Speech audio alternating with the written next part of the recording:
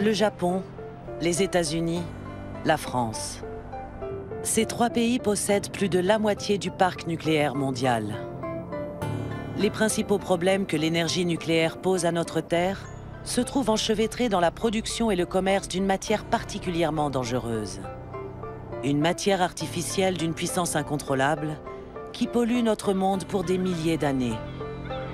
Le plutonium.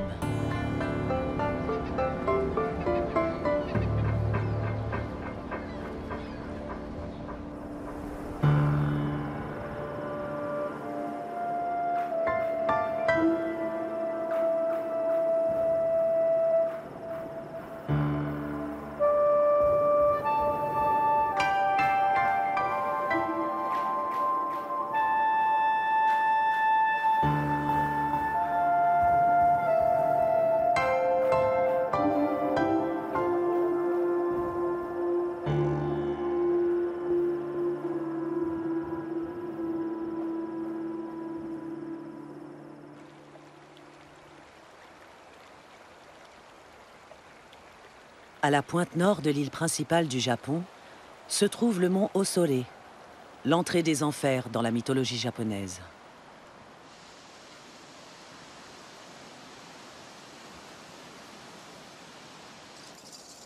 On y croise quelques Jizo, ces divinités censées accompagner l'âme des enfants morts dans leur passage vers l'au-delà.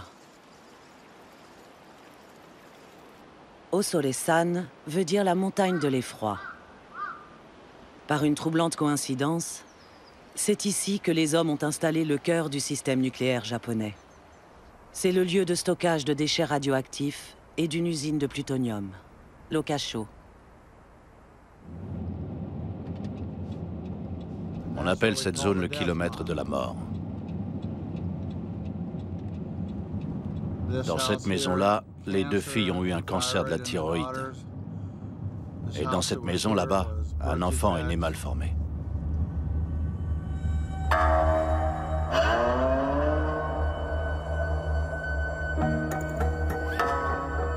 Hanford est situé le long du fleuve Columbia aux États-Unis.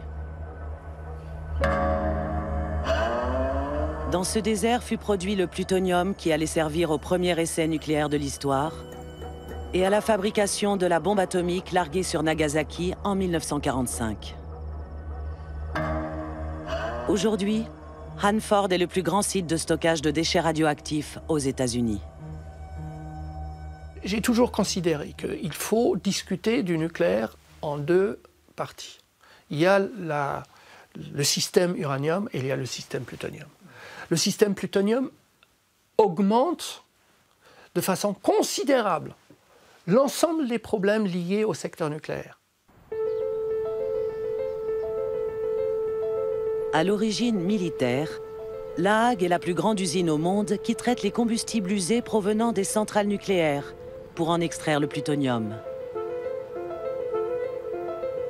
La Hague est située sur la presqu'île du Cotentin, en France.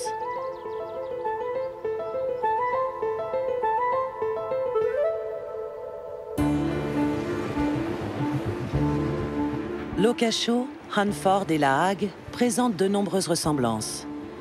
Géographiques, à proximité de points d'eau, historiques et politiques pour leur puissance économique et militaire.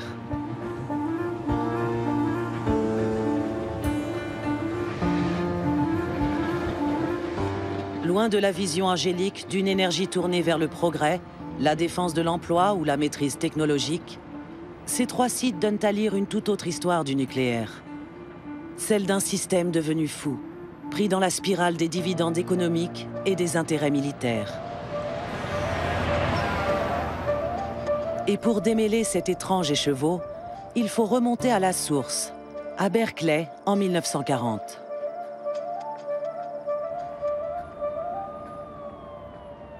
C'est ici, dans une des universités les plus réputées au monde, à la veille de l'entrée en guerre des États-Unis, que Glenn Seaborg fait la découverte d'un élément chimique très rare, radioactif et particulièrement toxique, le plutonium.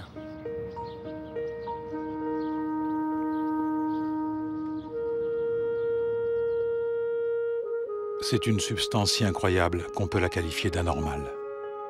Dans certaines conditions, il est comme le verre, dur et cassant. Dans d'autres, il est doux comme du plastique ou du plomb. Lorsqu'il est chauffé à l'air, il brûle ou se brise immédiatement pour se décomposer lentement à température ambiante.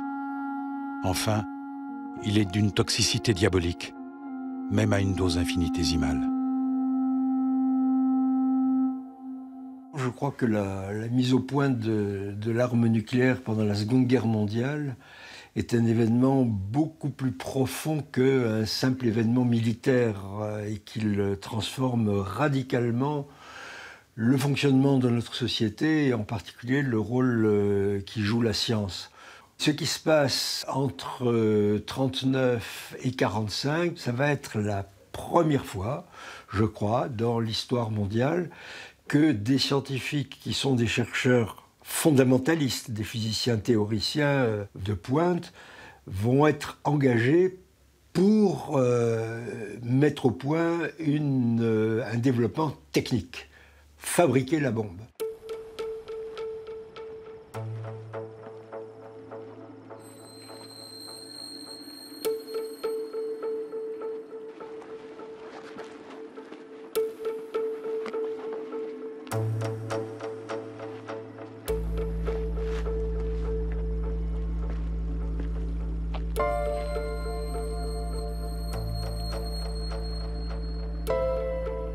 Hanford était à l'origine un site militaire dans le cadre du projet Manhattan durant la Seconde Guerre mondiale.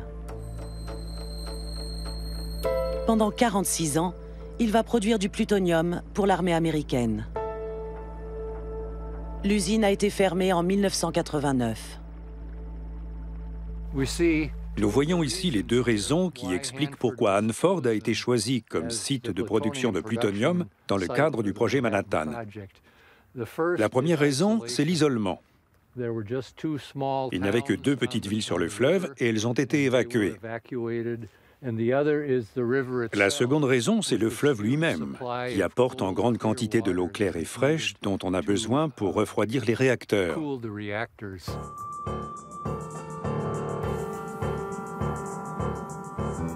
En 1943, ce complexe militaro-industriel sort de terre en 1 an et demi seulement.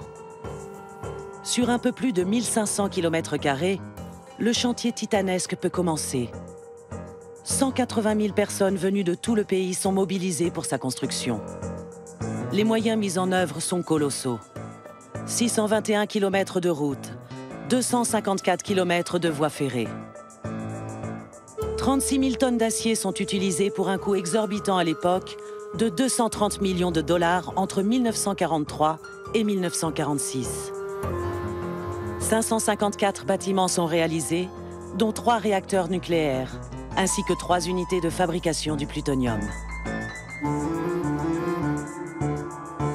Pendant un demi-siècle est produit à Hanford le plutonium nécessaire à la fabrication des bombes atomiques.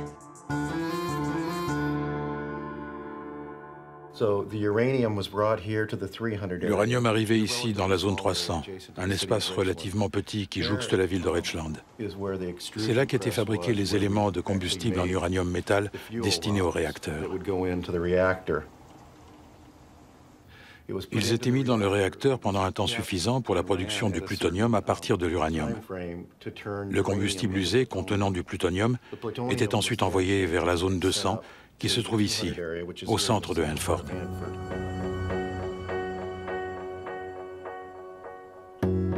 Dans l'usine de traitement, le combustible usé est liquéfié par de l'acide, puis séparé par un processus chimique.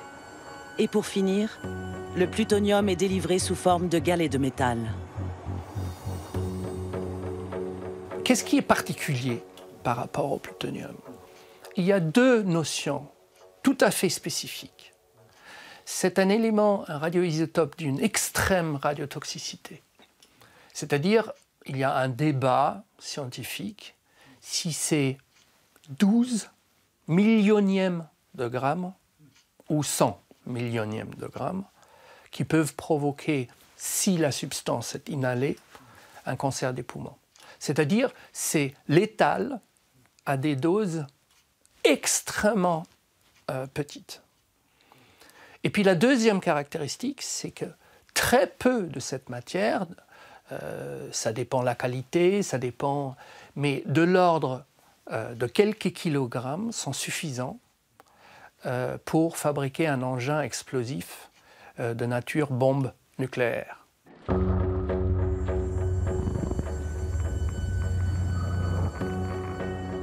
L'uranium est une matière première qui existe à l'état naturel. Le plutonium est une matière artificielle issue de l'uranium. Il est produit dans le cœur même des réacteurs nucléaires.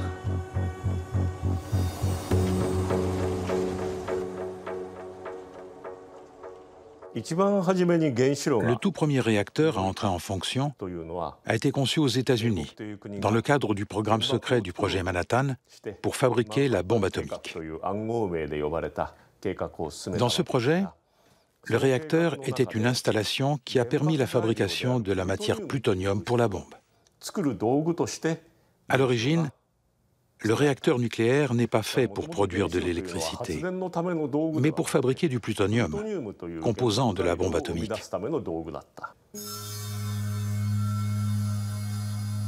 On comprend pourquoi tous les pays qui souhaitent disposer de la bombe atomique veulent posséder les technologies nucléaires pour produire du plutonium.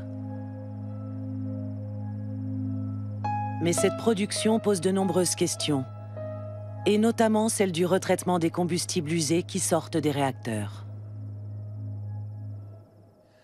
Il faut bien se mettre dans la tête ce que c'est le retraitement, le soi-disant retraitement. La séparation du plutonium, c'est qu'on a un déchet qui est très compact. Ce sont des combustibles irradiés. Ce sont des tubes, des gaines extrêmement solides. Vous devez imaginer, ils doivent passer dans des conditions de pression, de température, vraiment extrêmes dans un réacteur. Donc c'est un très très bon conditionnement. Qu'est-ce qu'on fait? On coupe en morceaux.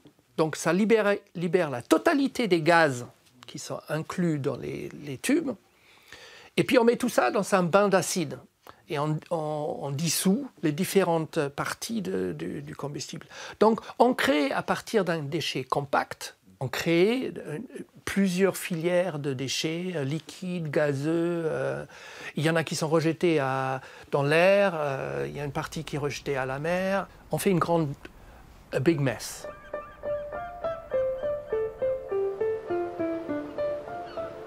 Le big mess, le grand désordre, exige beaucoup d'opérations dangereuses. Pour extraire le plutonium du combustible usé, on le dissout dans de l'acide et on sépare ensuite chimiquement le plutonium de cette solution. Quelques grammes de plutonium nécessitent plusieurs tonnes de produits chimiques. Ces opérations entraînent une pollution de l'eau qui s'ajoute à celle des rejets radioactifs.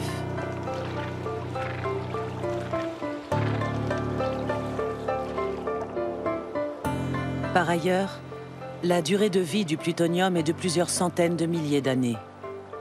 Comment l'homme peut-il envisager une telle durée?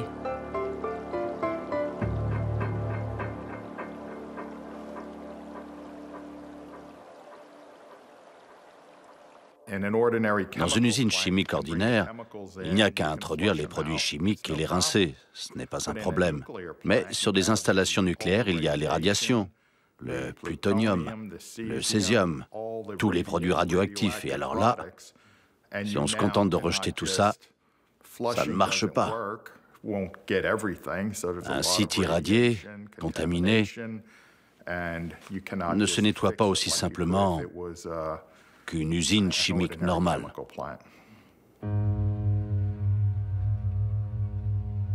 Une usine de plutonium, ce sont beaucoup de déchets radioactifs très différents et très dangereux qu'il faut ensuite stocker.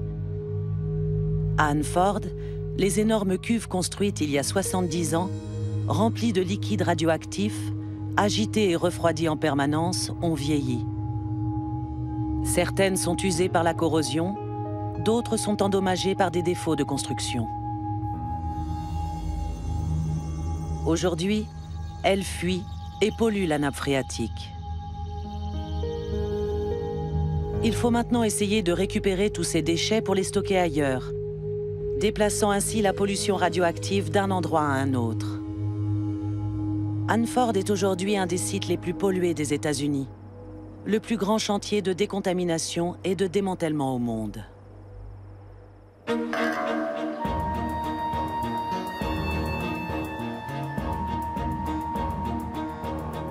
À la fin de la Seconde Guerre mondiale, la France se lance dans la course à la bombe atomique, présentée comme la condition de son indépendance politique et militaire. Le nucléaire militaire, la création en France, c'est le CEA, c'est 1945, c'est De Gaulle, avec son idée de l'indépendance de la France, et c'est un général, donc pour lui, l'indépendance passe par l'armement, et donc il veut la bombe.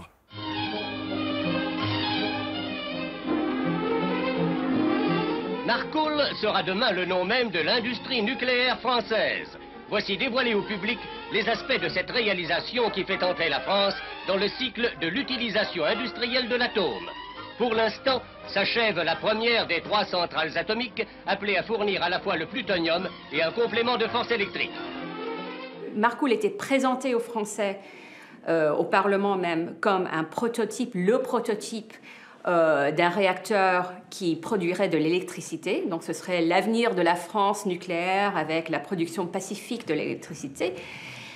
Et dans une certaine mesure, on peut dire que oui, dans une certaine mesure, c'était un tel prototype, mais le réacteur était la conception et l'instrumentalisation, c'est-à-dire la mise en marche du réacteur, le régime de mise en marche du réacteur a été optimisé pour produire du plutonium militaire. À la suite de la production de plutonium militaire à Marcoule, commence en 1962 la construction de l'usine de La Hague, beaucoup plus importante.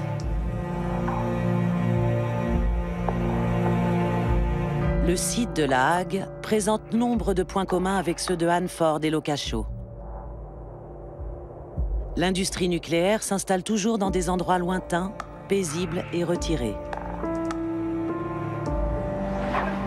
Cap, presqu'île, péninsule, langue de terre au bord d'un fleuve ou de l'océan.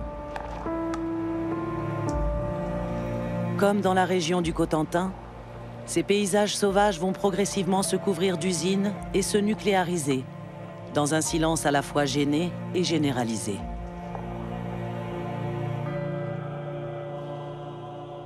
Ici, les gens ne sont pas toujours causants, naturellement, si je puis dire. On est plus expansif dans le Midi qu'on est en Normandie, et notamment dans cette pointe du Cotentin. Mais en plus, donc, c'est le nucléaire. Il y a le secret du nucléaire, le secret du militaire, et puis on a son voisin, son fils ou son cousin qui travaille dans le nucléaire, ou bien il s'en va ailleurs, ou bien il est au chômage.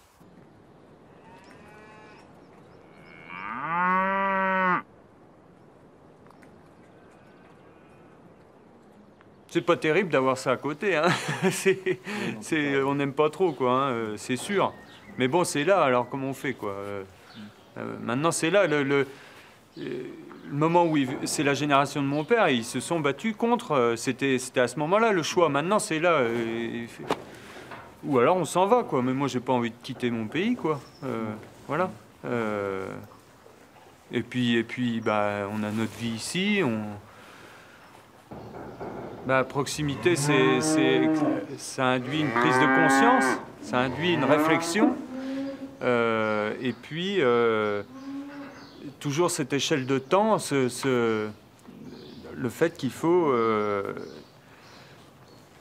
on en profite pendant 50 ans, en gros, et puis il va falloir gérer ce problème-là pendant des milliers d'années, quoi.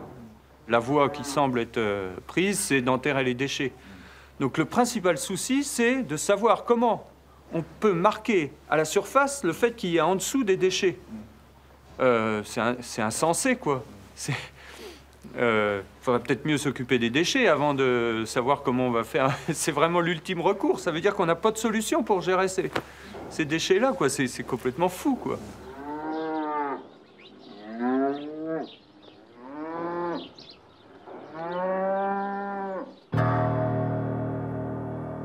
Après avoir vécu de la production de plutonium, la région de Hanford se nourrit désormais de l'industrie de la dépollution nucléaire. Il faut maintenant nettoyer, démanteler, décontaminer pour un coût faramineux.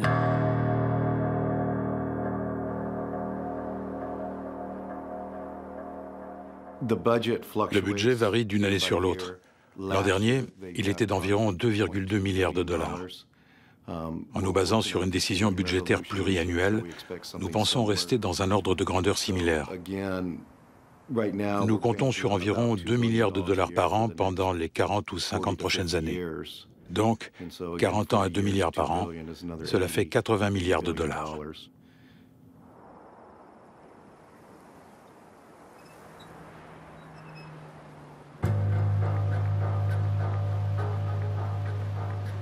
Au Japon, la péninsule de Shimokita a elle aussi été complètement nucléarisée depuis 1990. Sur quelques kilomètres carrés sont venues se concentrer 2 nouvelles centrales nucléaires, un centre de stockage des déchets radioactifs et une usine de retraitement des combustibles nucléaires usés. Ainsi, malgré les contestations des populations locales, la terre se couvre de cubes blancs, de charpentes métalliques et de pylônes électriques.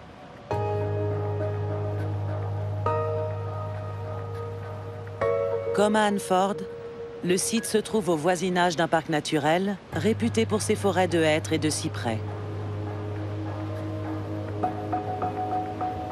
Non loin d'ici se trouve la base militaire américaine de Misawa, avec ses avions de chasse et ses drones de surveillance. Elle fait face à la Russie et à la Corée du Nord, toutes proches. La guerre n'est jamais loin. Et pour le Japon, se procurer la technologie nucléaire, c'est avoir accès à la puissance militaire du plutonium, donc à la bombe atomique. Le Japon possède 47 tonnes de plutonium stockées en partie sur son sol. De quoi fabriquer 4000 bombes atomiques. Dans un pays comme le Japon, l'image que l'on se fait du nucléaire civil est pacifique, alors que l'énergie atomique est liée au militaire. C'est comme si cette énergie était séparée en 2 choses différentes. Mais c'est l'État qui a présenté les choses ainsi. Et beaucoup de gens ont été bernés par cette propagande. Mais au départ, pourquoi le Japon s'est-il engagé dans le nucléaire? C'est en fait parce qu'il voulait fabriquer des armes atomiques. Ce n'était pas pour avoir une source énergétique, c'était pour posséder la capacité de fabriquer la bombe. Et c'est ainsi que le Japon a commencé le développement nucléaire. Pour atteindre cet objectif, il fallait qu'il maîtrise par lui-même la technologie du fonctionnement du réacteur. Il voulait acquérir par ses propres moyens la capacité d'extraire le plutonium produit dans le réacteur. Depuis l'origine, son but est toujours le même, c'est de posséder la technologie du retraitement du plutonium.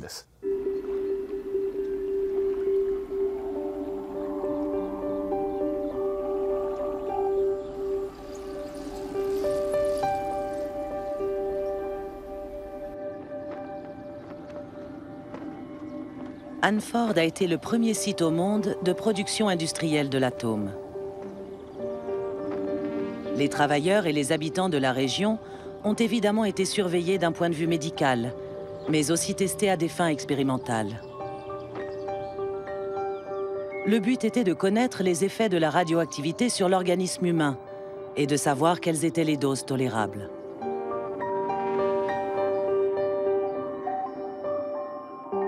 En témoigne par exemple le Green Run.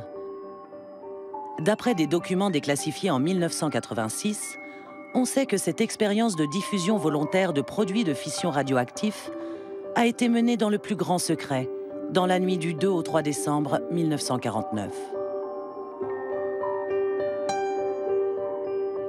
Au moment où l'Union soviétique vient juste de tester sa première bombe atomique, le but est de mesurer la radioactivité dans les airs, sur la végétation et à la surface des eaux.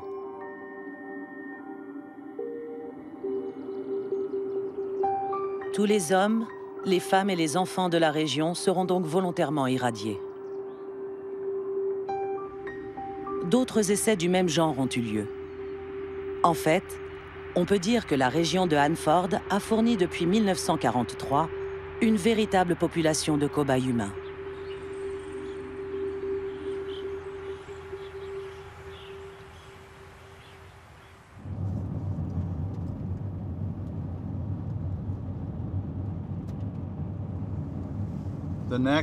La prochaine maison, après cette ferme,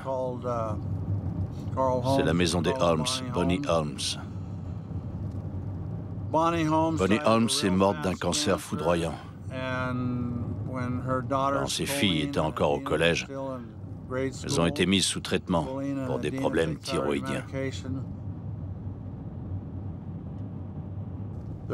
Il y avait une maison ici, au niveau du tracteur.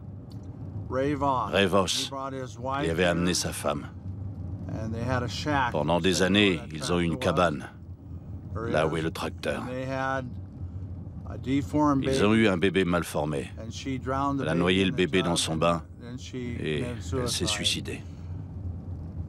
Voss est mort d'un cancer. Je ne savais pas à l'époque. J'avais de longs cheveux, naturellement bouclés, très épais. Et tout à coup, j'avais 19 ans et j'allais à l'université de Whitman, à une cinquantaine de kilomètres des installations de la centrale de Hanford.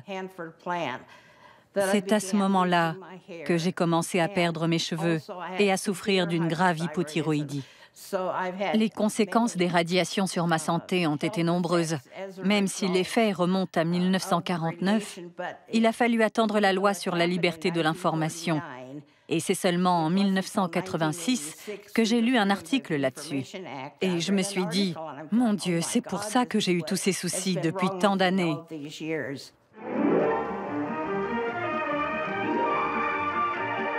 And living is pleasant in an area of good weather, clear air, clean water, and miles of land for community growth with expanding facilities and services, influenced largely by Hanford.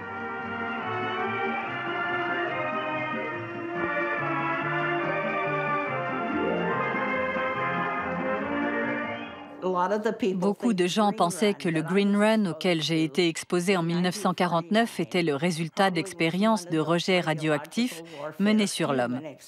Évidemment, c'est un scandale que ces essais aient eu lieu. J'ai versé tellement de larmes, non pas sur le mal qui m'a été fait, mais à cause de la confiance que je vouais à l'État. C'était impossible. Ils n'avaient pas fait une telle chose, tuer leur propre population. Leur propre population.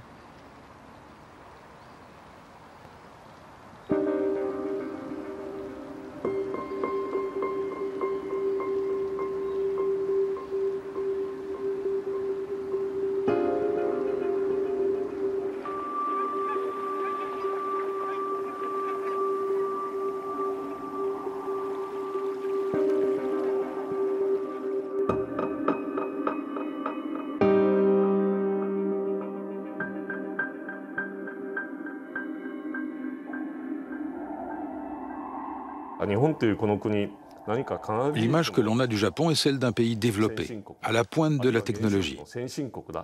Celle d'un pays développé dans le domaine nucléaire. Et la majorité des Japonais croient en cette image. Mais en réalité, c'est absolument faux. Dans le domaine du nucléaire, le Japon est un pays en voie de développement. Jusqu'à aujourd'hui, il a essayé d'avoir son indépendance dans le domaine de la technologie nucléaire, avec l'aide des pays nucléarisés.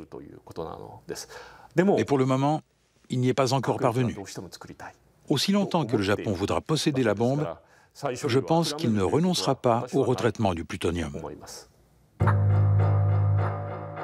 Au Japon, l'usine de plutonium de Lokasho a accumulé les incidents techniques depuis plus de 10 ans. Elle n'a jamais fonctionné. Pour l'instant, on y stocke le combustible usé des 54 réacteurs japonais et les piscines de refroidissement sont proches de la saturation. Cette usine de retraitement des déchets nucléaires, construite en 2002 sur le modèle de La Hague et dont les coûts de fabrication n'ont cessé d'augmenter, est située tout près d'une faille sismique. Une usine coûteuse et dangereuse, dont la mise en service a été reportée une vingtaine de fois. Une usine pour rien. C'est le symbole de l'absurdité du système nucléaire. Le Japon voulait absolument avoir son usine de retraitement. Mais les États-Unis sont contre le retraitement effectué par d'autres pays, car cela permet de fabriquer des armes atomiques. Sous le mandat du président Carter, les États-Unis ont décidé de ne plus effectuer eux-mêmes le retraitement commercial. Mais ils ne voulaient pas non plus déléguer cette tâche à d'autres pays. 1972. Sous une ribambelle de drapeaux de tous les pays du monde, l'Américain Richard Nixon et le Soviétique Léonid Brejnev signent à Moscou les traités SALT I pour la limitation des armements stratégiques. Au sein même de la guerre froide, un espoir se fait jour et une détente s'installe. C'est une date importante pour la non-prolifération des armes nucléaires.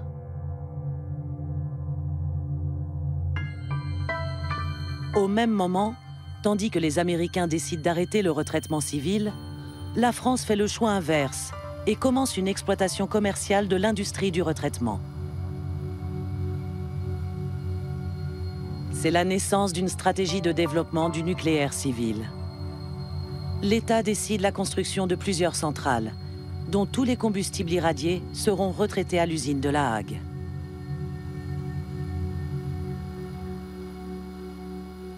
C'est à partir de 1973 où le lobby nucléaire est extrêmement important en France, c'est-à-dire que quand on dit du lobby nucléaire, le lobby nucléaire, c'est le Grand Corps des mines en France. Et le Grand Corps des mines, on le trouve à la tête des installations nucléaires, comme Areva, et on le trouve également dans les ministères.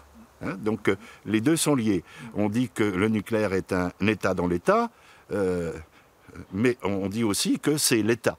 Bon, donc, 73, ce groupe, cette fraction en quelque sorte à l'intérieur de l'État, décide, profite du choc pétrolier pour dire on va lancer le nucléaire civil. La grande illusion prônée par l'industrie nucléaire, par les gouvernements aussi d'ailleurs, c'est cette idée qu'on peut séparer de façon nette, claire et contrôlable le nucléaire civil et le nucléaire militaire. Or, cette séparation n'est jamais aussi nette, ni du point de vue technique et scientifique, ni du point de vue politique qu'on espère. Puisque les États-Unis refusaient de transmettre leur technologie, le Japon s'est alors tourné vers la France. Et c'est à Tokaimura qu'une usine de retraitement expérimental a été installée. Voilà comment cette usine a démarré en 1977.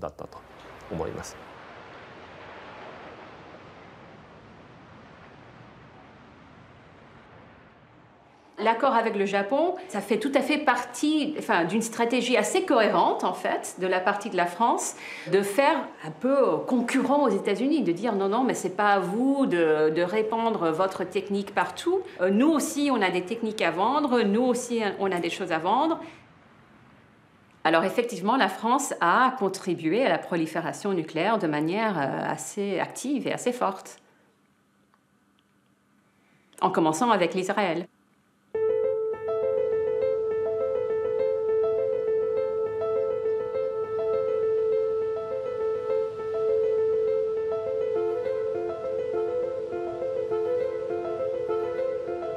Bien que le nucléaire fasse vivre la péninsule de Shimokita, quelques voix osent encore s'élever. Un des symboles de cette résistance se trouve au cœur de la centrale d'Omma, où une famille possède encore un hectare de terre qu'elle a refusé de vendre.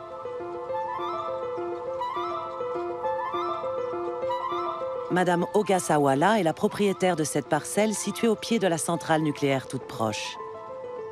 Elle poursuit le combat qu'avait commencé sa mère il y a plus de 20 ans.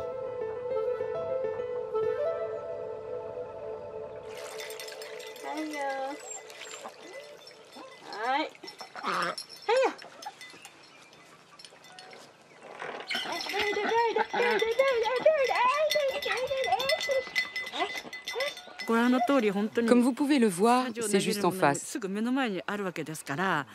Mais même s'ils construisent, nous, on restera ici, en phase 2.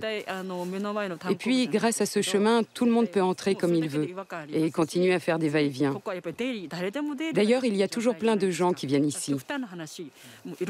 Et rien que ça, c'est bien, parce que ça les gêne. C'est pour ça qu'ils sont aux aguets, comme tout à l'heure. Ils sont venus voir si leur clôture était toujours en place. Ils viennent surveiller. C'est un moyen d'exercer une sorte de pression sur nous.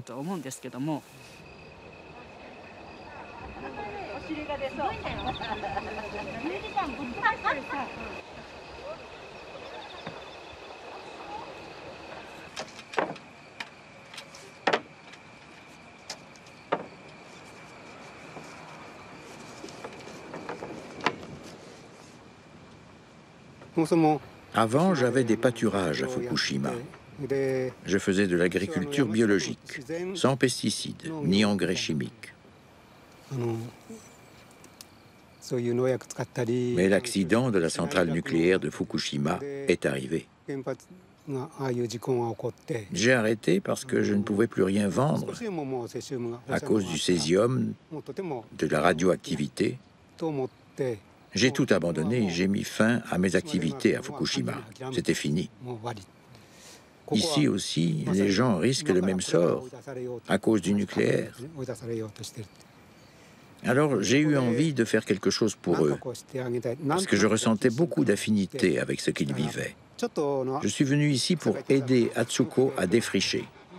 Elle était vraiment très contente. Je suis revenu l'année suivante, puis l'année d'après.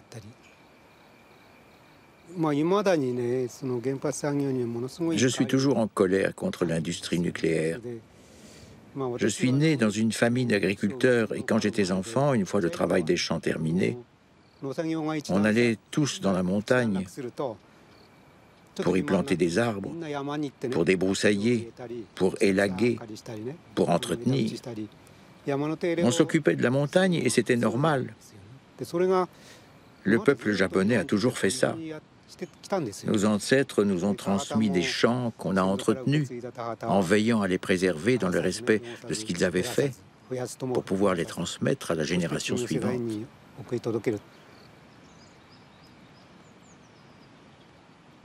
Après Fukushima, et avec ce qui s'y est passé, j'étais persuadé que c'en était fini des centrales nucléaires au Japon. Mais maintenant, on parle de redémarrage. C'est atterrant ce qui se passe dans ce pays, non? Je n'ai plus envie de vivre ici. Je ne veux pas finir ma vie dans ce pays.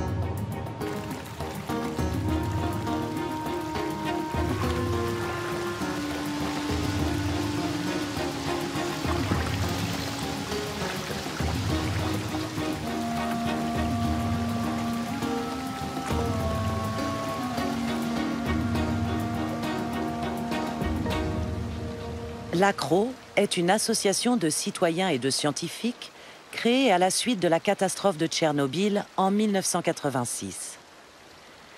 Ses membres font des prélèvements réguliers dans la région du Cotentin. Depuis 1987, ils y détectent régulièrement des contaminations radioactives.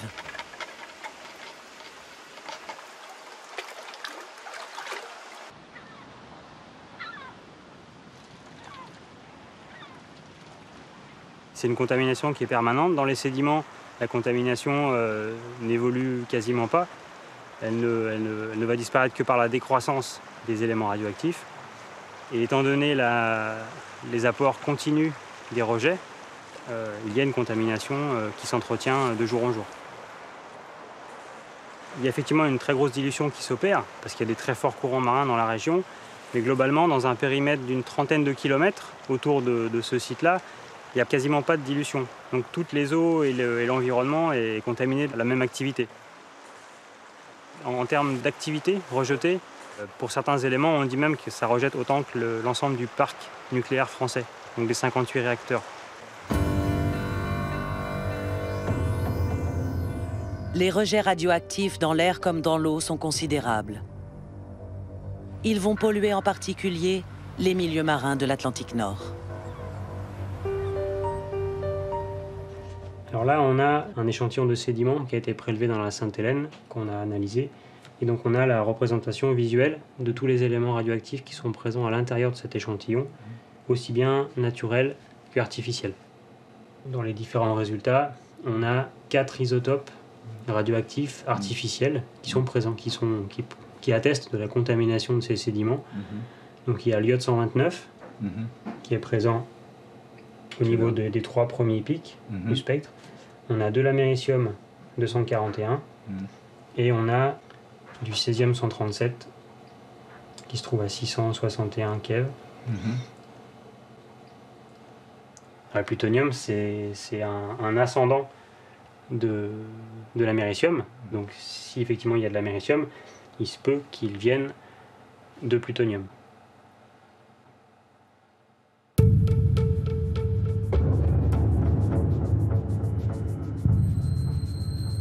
Pour détecter une éventuelle présence de plutonium dans ces échantillons, nous avons envoyé des sédiments prélevés dans la rivière Sainte-Hélène à un laboratoire spécialisé en Suisse.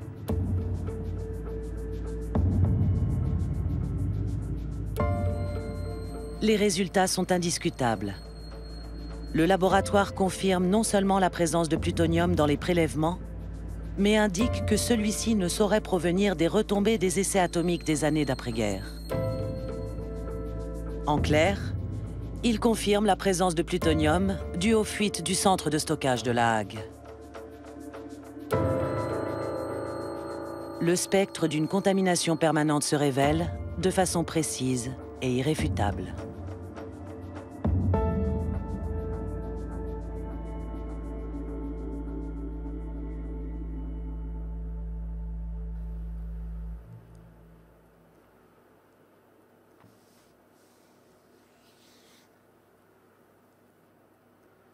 Alors, je sais très bien comment ça se passe dans le nucléaire, c'est-à-dire que on vous met en face les travailleurs et les syndicats qui sont endoctrinés, il n'y a pas d'autre mot pour dire que à ces niveaux-là, il n'y a pas de danger.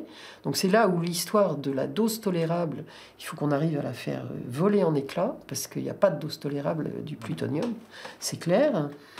Et là, c'est une preuve accablante, c'est-à-dire que moi, je serais tout à fait prête à soutenir, et enfin, à m'engager dans un travail avec une association qui voudrait déposer plainte au pénal, là, contre Areva, puisque c'est Areva qui est quand même l'exploitant, sur cette contamination au plutonium. Là, maintenant, on a cette preuve-là, il faut s'en servir.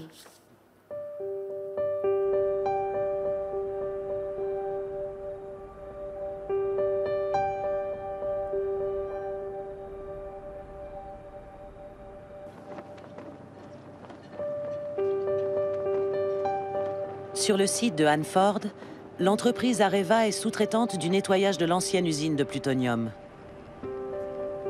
Assainissement des sols, vitrification des déchets radioactifs. Le contaminateur est devenu celui qui décontamine, emblème d'un système ubuesque qui génère de gigantesques profits. Le prix de la décontamination ne cesse d'augmenter et les délais d'être repoussés. Pour beaucoup de gens, Hanford est devenu une source de revenus. Des entreprises sont grassement payées pour gérer le site. Il y a des emplois ici. Tout le monde s'estime satisfait et fait bonne figure. Pourtant, beaucoup de gens sont frappés par des maladies. Et si l'on parle de ça, qui que vous soyez, même si vous êtes un cadre supérieur ou même plus, vous n'êtes pas à l'abri. Vous pouvez perdre votre emploi. Votre carrière peut être anéantie si vous dites la vérité.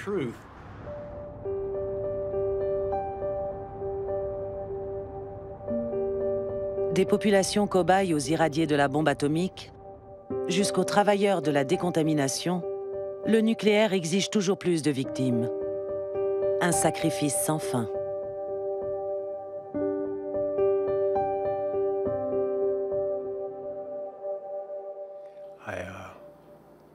J'ai commencé à travailler sur le site de Hanford en 1983. J'étais opérateur en chimie nucléaire à la section des cuves dans la zone 200. J'ai fait ce travail pendant 2 ans environ, et puis je suis passé aux zones d'enfouissement des déchets sur tout le site.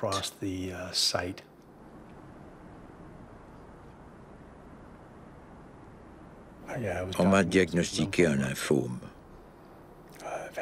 J'ai subi plus de 40 chimiothérapies et 2 greffes de cellules souches. Je souffre aujourd'hui de problèmes rénaux.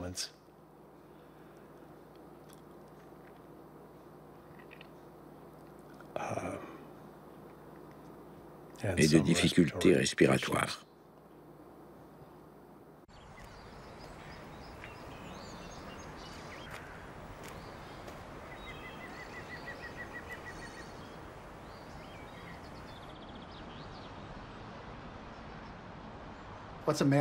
C'est quoi l'Amérique? Une institution âgée de 2 siècles.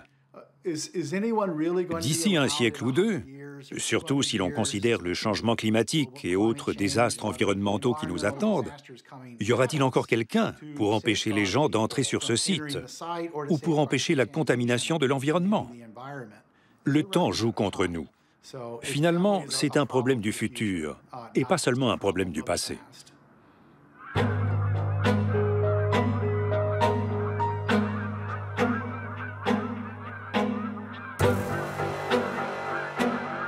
France, États-Unis, Japon. La gestion du plutonium révèle les mêmes problèmes et les mêmes impasses dans les 3 pays. Prisonniers d'une spirale qui semble sans fin. Le système nucléaire se contamine lui-même et se nourrit de l'argent de la contamination comme de la décontamination.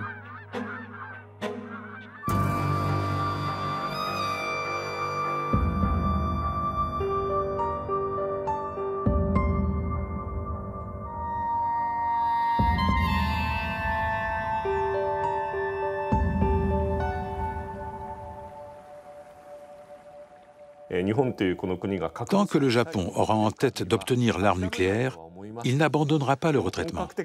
Mais plus il s'entêtera, plus le secteur du nucléaire au Japon sera déficitaire. En France aussi, c'est la même chose, bien sûr. Même si à La Hague, on parvient à retraiter le plutonium, on ne sait pas comment le recycler après. Il n'y a pas de solution. La fabrication du plutonium ne fait qu'augmenter sans cesse les coûts, toujours plus, ainsi que les pertes. Je crois que La Hague ne tiendra pas longtemps. Si Areva veut assurer sa survie, je pense que l'entreprise devrait d'abord songer à arrêter le retraitement et s'engager seulement dans l'activité de démantèlement des réacteurs. Vous voyez aujourd'hui un président de la République annoncer de fermer La Hague avec l'implication de 5000 emplois. Je pense qu'aujourd'hui, on est passé à une situation qui est l'engrenage total. C'est-à-dire qu'il n'y a plus de liberté d'option. Politiquement, on vit ça comme une fatalité. C'est-à-dire il y a un collègue anglais qui a décrit la même situation pour Thorpe à Sellafield en appelant son livre « Entrapment ». C'est-à-dire c'est une forme de piège. Et on a créé une logique et on n'arrive plus à sortir de cette logique-là. Et cette logique coexiste avec d'autres logiques, mais il n'y a plus d'interaction. Et donc, c'est parfaitement autocratique. Ça a un sens ou pas, ça n'a pas d'importance. EDF, interrogé devant la commission d'enquête de l'Assemblée nationale au printemps 2014, disait, vous savez, sortir aujourd'hui coûte plus cher que de continuer avec une stratégie. Et c'est bien ça, c'est-à-dire c'est un manque de volonté politique pour imposer un changement radical.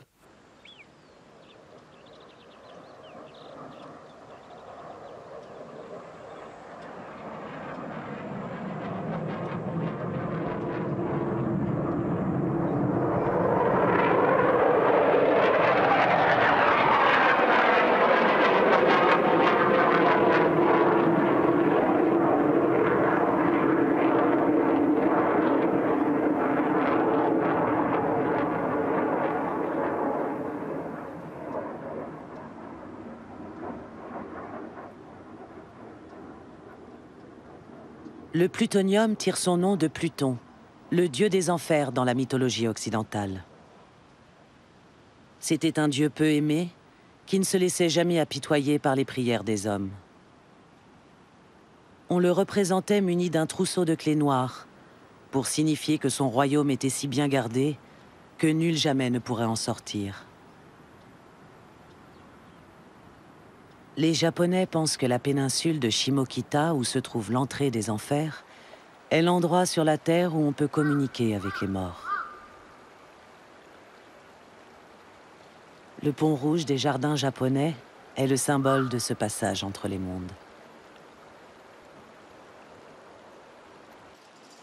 Peut-on revenir du royaume de Pluton? C'est la question à laquelle, un jour ou l'autre, nous aurons tous à répondre.